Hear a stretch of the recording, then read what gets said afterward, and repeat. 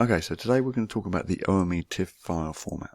Here specifically I've had a request for importing data into Perking Alma software Velocity, and they don't import the .oib files, so you have to use an intermediate. And ome.tif is a widely accepted open source format from OME that contains a lot of metadata that isn't typically available in standard TIFFs without coding your own TIFF essentially.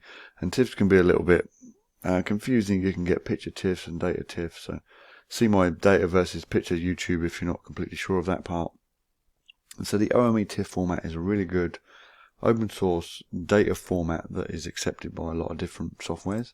It has extensions that encompass the 64-bit big TIFF. So if you want to go bigger than a 4 GB size limit, you can do that too using ome.tif as well.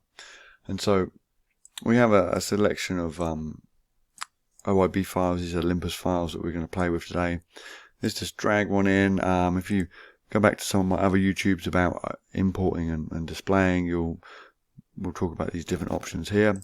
We're going to use Colorize to exemplify some of the issues you see with the Olympus. Other file formats will do a lot better, and we'll do a lot better with the color channel display. But anyway, here's our file format we've opened up in the different channels. It's coming as grayscale, and so we've got a couple of different options for saving as ome.tif. One is save as, and you have to take my word for it, it's right down the bottom here outside of my 1080p recording window. The other option is through plugins and bioformats, and you can do a bioformats exporter here. To save a little bit of time, they have a shortcut window, so we'll pop that open and have that there, and we can use a bioformats exporter, and then we can go ahead and give it a name, and we're just going to call this XY data, and then you might go ahead and maybe select the file type here, or in some cases you just hit enter because you assume you know the file type of exporting an ome.tif, and we hit save, and you're presented with an option to export to different time points and split channels and things like that, which I don't typically use.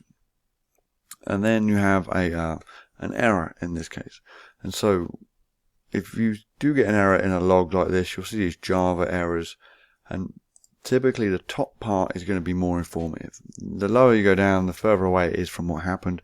In this case we have a unknown file format, which is bizarre because I told it it's ome.tif, but you can see on the end it doesn't have a .ome.tif on this file. So that's one of the bugs I've run into before in certain Fiji plugins, is that you have to be very specific with the macros as well. So we have to make sure we tell it .ome.tif. And in this case we'll go ahead and we're then presented with the compression type.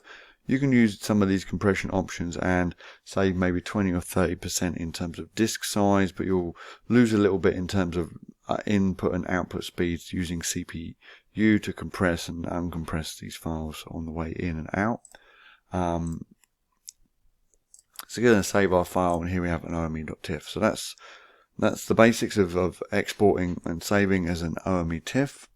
The next one we're going to look into the metadata, which has a few subtleties, and then we'll move on to how to automate that in a macro, and then we're going to do a macro 2.0 to clean it up and make it a little bit more friendly.